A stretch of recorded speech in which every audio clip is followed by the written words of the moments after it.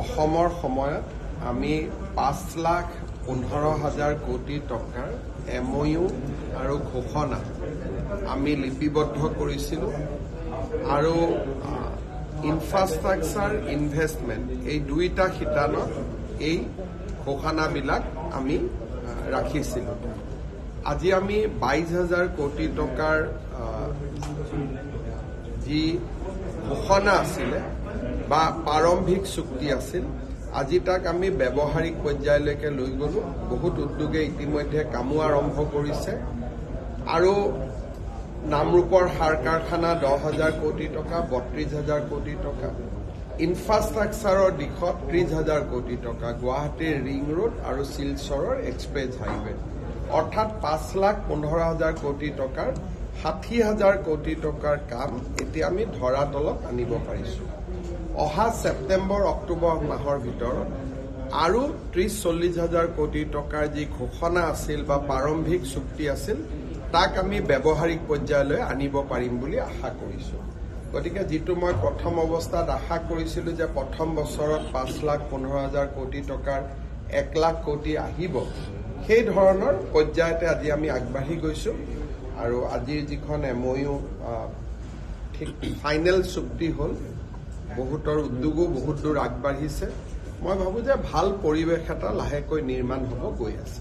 Sir, টেৰৰিজিমৰ এগেইনষ্টত Bharat চৰকাৰে যিটো সিদ্ধান্ত লৈছে ডেলিগেটছৰ টীম পঠিয়াব, তাতে দেখিবলৈ পোৱা হৈছে তালিকাৰ মাজত গৌৰৱ গগৈ নামৰ সন্দৰ্ভত আপুনি কৈছিলে যে টুইট কৰি ৰাহুল গান্ধীক জনাম, আৰু ইতিমধ্যে ভাৰত চৰকাৰে সিদ্ধান্ত লৈছে ৰাহুল গান্ধীৰ নাম তাৰ পৰা কৰ্তন কৰিছে। অসমৰ কিন্তু দুগৰাকী আছে অসমখন। আমি ভুৱনেশ্বৰ কলিতা ডাঙৰীয়া আৰু প্ৰদান বৰুৱা ডাঙৰীয়াক অভিনন্দন জনাইছোঁ।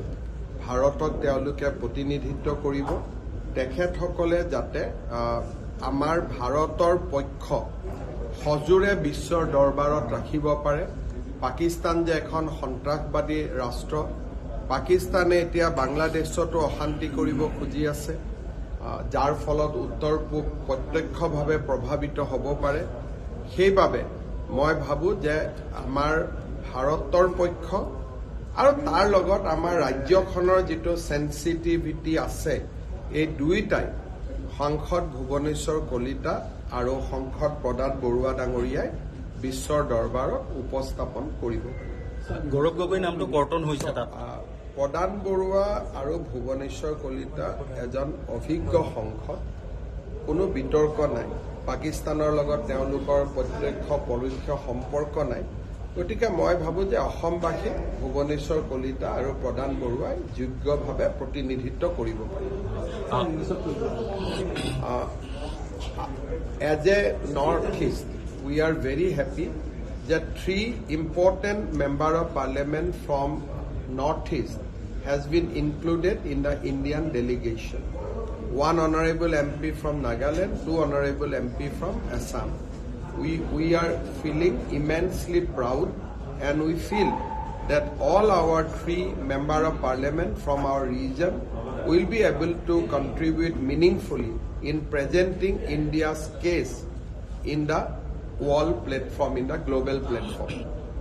গৌৰৱ গগৈ আৰু এটা কথা কৈছে যে আপুনি প্ৰমাণ দিব লাগে, লগতে বিজেপি মানুহ পাকিস্তানলৈ যোৱা নাই নেকি, ব্যৱসায় বাণিজ্য কৰা নাই নেকি, এনেকুৱা ধৰণৰ কালি কিন্তু সংবাদ মাধ্যমৰ আগত কৈছে। কথা যে বিজেপিৰ মানুহ যদি কোনোবা পাকিস্তানত গৈছে, আমাক নাম দিলে আমি তৎকালীনভাৱে ব্যৱস্থা লওঁ। যদি কোনোবাই ৰাষ্ট্ৰৰ কামত গৈছে, ক্ৰিকেট খেলিব গৈছে, ৰাষ্ট্ৰৰ কামত গৈছে, ভাৰতৰ চৰকাৰৰ পৰা অনুমতি লৈ গৈছে, এইটো বেলেগ কথা। এতিয়াও যদি কালি ভাৰত পাকিস্তানৰ চুক্তি হয়, কোনোবাতো পাকিস্তানত যাব লাগিব। ৰাষ্ট্ৰৰ কামক বাদ দি কোনোবা যদি চুপে চাপে বিজেপি নেতা পাকিস্তানত গৈছে, মোক নাম দিব লাগে, মই ইমিডিয়েটলি নাড্ডাজিলৈকে পঠাই দিম। আমি এই কামক সমৰ্থনে নকৰোঁ আৰু এইবিলাক কামৰ লগত আমি নাই। গতিকে আমাৰ গাত আঙুলি টোৱাই লাভ নাই, কাৰণ পাকিস্তানত এটা ধৰ্মীয় কামত মানুহ যাব, তাতে গুৰু নানকৰ জন্মস্থান আছে। গতিকে পাঞ্জাৱৰ কংগ্ৰেছ বিজেপি চবেই যায় গুৰুদ্বাৰালৈকে, বেলেগ কথা, আৰু তাৰ কাৰণে স্পেচিয়েল অনুমতি লৈ যায়। কিন্তু কোনোবাই যদি পাকিস্তানৰ লগত ব্যৱসায় কৰি আছে, কোনোবাই যদি পাকিস্তান চৰকাৰৰ আমন্ত্ৰণত পাকিস্তান গৈছে, বিজেপিৰ নেতা আমি নাম পালে ডেফিনেটলি মই ৰাষ্ট্ৰীয় সভাপতি নাড্ডা ডাঙৰীয়ালৈকে পঠাই দিম বিহিত ব্যৱস্থাৰ বাবে। আপুনি SIT গঠন কৰাৰ কথা কৈছিলে যে এই বিষয়টোৰ ওপৰত মই আপোনালোকক আগতেই কৈছো যে প্ৰমাণ উলিয়াই দিয়ক বুলি নহয়, আৰু কথাটো মই আপোনালোকক অনুৰোধো কৰিম যে সদায় সুধি থাকিলে মোৰ কাৰণে অশান্তি হৈ যায়। আপোনালোকে প্ৰত্যেকবাৰে লগ পালে এইটো ছাবজেক্টে সুধি থাকিলে মোৰ কাৰণে অলপ অপ্ৰস্তুত হওঁ, কাৰণ প্ৰত্যেক 24 ঘণ্টাততো কোনো ডেভেলপমেণ্ট নাথাকে। যোৱাকালি ইয়াতে শংকৰদেৱ কলাক্ষেত্ৰত উত্তৰ দিছোৱেই, আৰু 12 ঘণ্টাৰ পিছত মই কি উত্তৰ দিম? কোনোতো ডেভেলপমেণ্ট নাথাকে। কিন্তু অসমৰ ৰাইজক মই 3টা কথা স্পষ্টভাৱে কৈছো যে গৌৰৱ গগৈয়ে পাকিস্তানত ISIৰ নিমন্ত্ৰণত গৈছিল।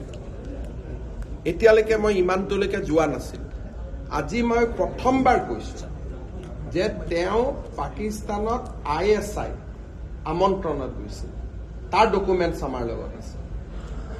ফুৰিব যোৱা নহয়। আজি মই এক ষ্টেপ ওপৰত গৈছো, আৰু তাত তেওঁ ডেফিনেটলি ট্ৰেইনিং ল'ব গৈছিল। কাৰণ ISI তেওঁ কিয় মাতিব?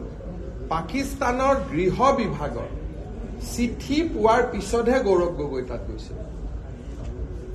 আৰু গৃহ বিভাগত মানে কি? পৰৰাষ্ট্ৰ বিভাগে মাতা, ইউনিভাৰ্চিটিয়ে মাতা বেলেগ কথা। তেওঁ প্ৰত্যক্ষভাৱে পাকিস্তান চৰকাৰৰ আমন্ত্ৰণত তাতে গৈছিল, আৰু চৰকাৰৰো বৈদেশিক পৰিক্ৰমা বা সাংস্কৃতিক বিভাগ নহয়, ডাইৰেক্টলি পাকিস্তান চৰকাৰৰ গৃহ বিভাগৰ আমন্ত্ৰণত গৈছিল। গতিকে কিমান ডেঞ্জাৰ বহুত অসমৰ সাংবাদিক